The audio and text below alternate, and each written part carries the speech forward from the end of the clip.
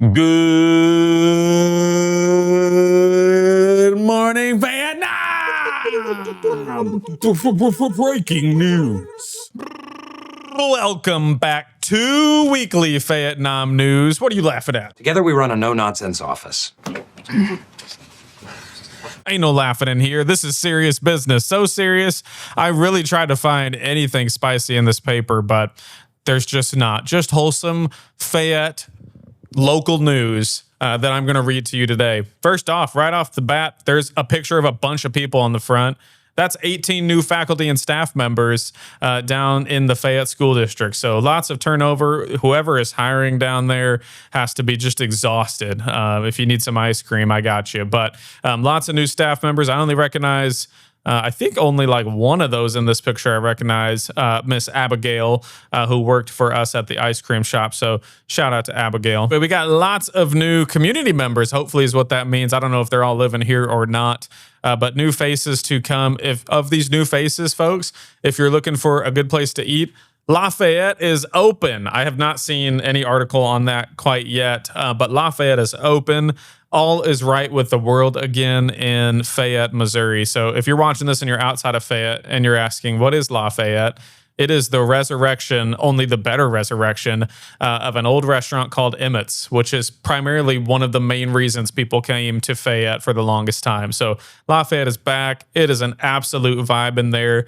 And right now, I am full of the Hen from Louisiana, which is a chicken sandwich with like their Cajun breading with some coleslaw on top of it.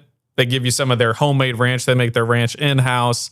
And then I got some onion rings on the side of it. So I'm feeling all fat and sassy today. We've got the Optimist cornhole tournament coming on downtown on Saturday, August 23rd. It's going to be on the east side of the square. Starts at 9:30. Bags will fly at 10 a.m.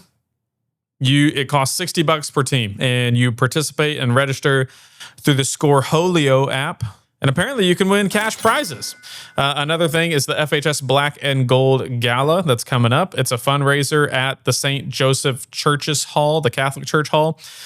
Starts at 5 p.m. You get a buffet dinner. Buffet is one of the only Italian words that I know, but it's one of the best ones.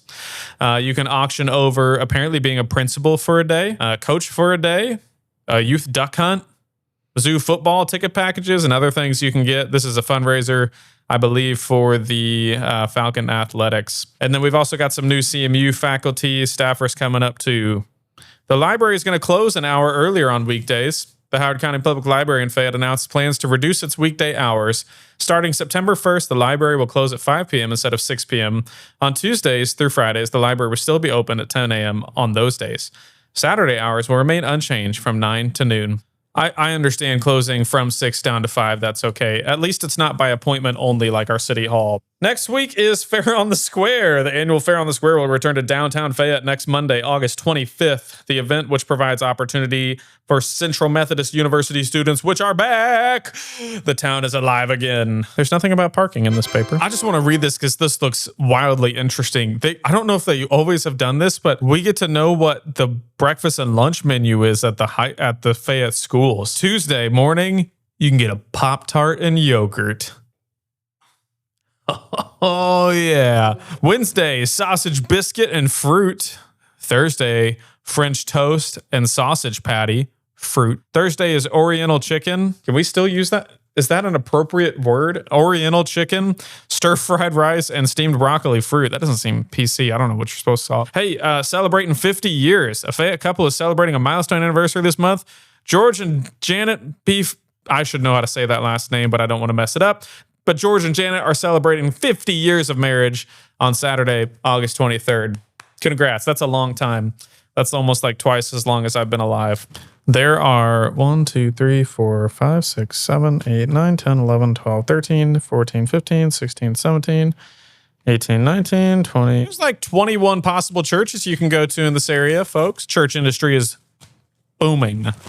All right. It looks like there was a Fayette High School class of 1965 reunion. They held their 60-year reunion on August 2nd at the Tricky Fish Community Hall.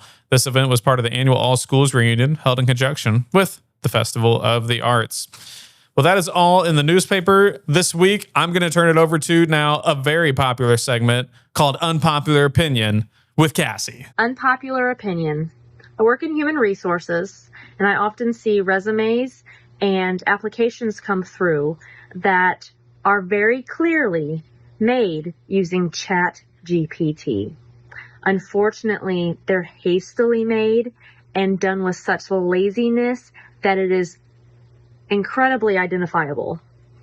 I think that resources, AI resources such as ChatGPT, could be super useful if used in the appropriate context. However, unfortunately, a lot of our younger adults have started to use it so that they don't have to think for themselves, and it's creating an obvious distinction amongst those who do not. Unpopular opinion, I don't like ChatGPT. She doesn't like ChatGPT, folks. She acknowledges that it could be useful, but for most of you guys, you're just using it to not have to do much of the work, which I will say, AI wrote my entire ice cream shop business plan, but I had to edit it and make it look pretty as well. So useful tools, but as somebody who looks at resumes as well, we can totally tell when either ChatGPT or like the LinkedIn, or not the LinkedIn, but the Indeed job suggestions say what you should put in your post. If you're looking for a perfect resume, I'll have to ask her permission, but I've got one. Ask me. If you're wanting to see what a perfect resume looks like, I have one that I had from a team member of mine, and I will show you hers because it's epic. At this point now, we're going to move on to my new favorite segment, which is reading random Facebook posts on the Fayette News Exchange. First of all, my brother Logan is just tweaking out online right now, and somebody needs to take his phone away. And then here's the big one, folks. There is drama around possibly alleged, I haven't seen it, a huge cockroach. I always call it massive. Sometimes they say huge. A huge cockroach at Cassie's.